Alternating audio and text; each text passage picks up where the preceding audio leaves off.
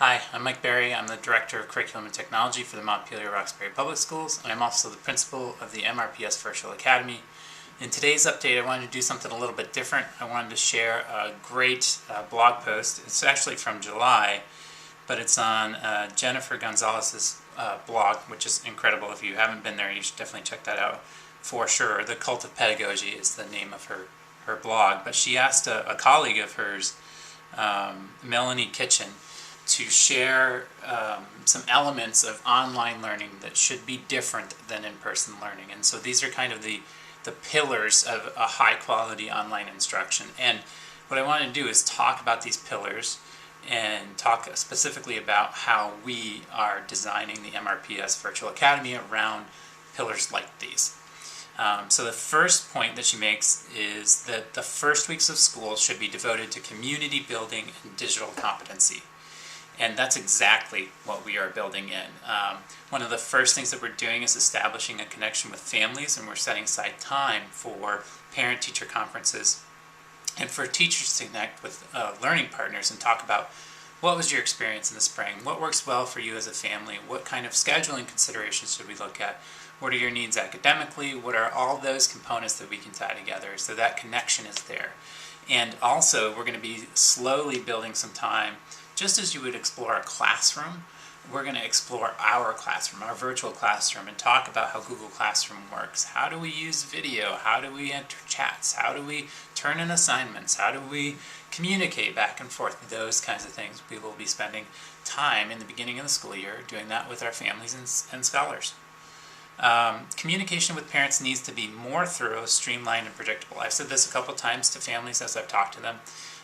We need to be even more intentional with our communications and connections with families. We're not going to see you at pick up and drop off. We're not going to be able to chat with you in the hallway. We need to make sure that we have those times to connect and learn from each other and hear what's going on in real time. So we are definitely going to build that into the system so that we make sure we're connecting with families frequently, often, and really, really establishing a consistent way for that communication to happen. The third point was community and connection need to be a priority for teachers too. That is for sure. So we're going to build a team around the Virtual Academy, and we're really excited to do that. And we're going to have our team, but we're still going to connect with our teams back in the schools. And we have a large team of people to lean on, to learn from, to share ideas with. And more than ever, the idea of collaborating and really building on each other's ideas is important. So we're going to make sure that we have that time established with our teachers and for our teachers on a consistent basis. Teacher collaboration is even more important. I just talked about that. So we'll be making sure that we're going to have connections for educators to really learn and share resources. Continuing to access instructional coaches, continuing to access technology integrationists, continuing to access myself or building principals or lead teachers or whoever it may be to give those resources and that learning that we need to have. Face-to-face time should be used for active learning. So one of the things that they talk about in virtual learning is synchronous and asynchronous learning. And you've heard me talk about it a lot as well. With the synchronous face-to-face learning, we want to use that for that really integral connection for checking with a scholar and seeing where they are and helping them with their learning. We don't necessarily want that to be our stand and deliver time. We can do that asynchronously, and students and families can access that on their own. That face-to-face time needs to be really that intentional learning time. So we want to make sure to really concentrate on that.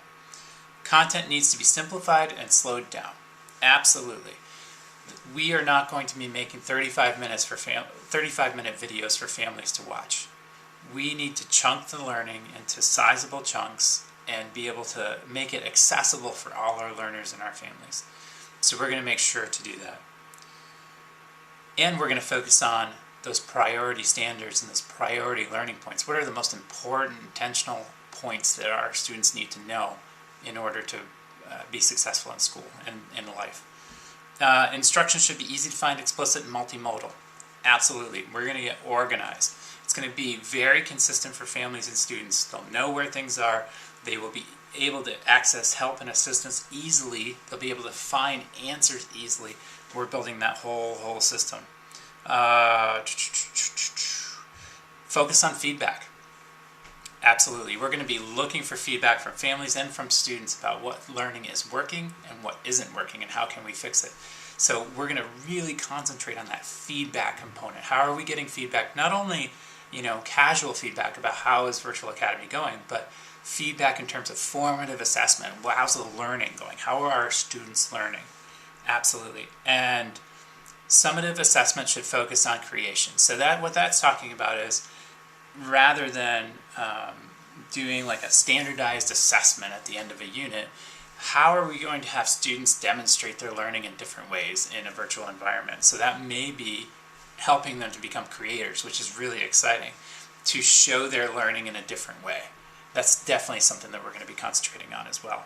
So those are the 9 points outlined in this blog post, which I thought was fantastic. And I just wanted to speak a little bit about how we are considering those things in the MRPS Virtual Academy design. Keep the questions coming, keep the phone calls and emails coming. We will continue to connect and answer and design and brainstorm together, and we're going to have something really, really wonderful for our scholars this year. Thank you.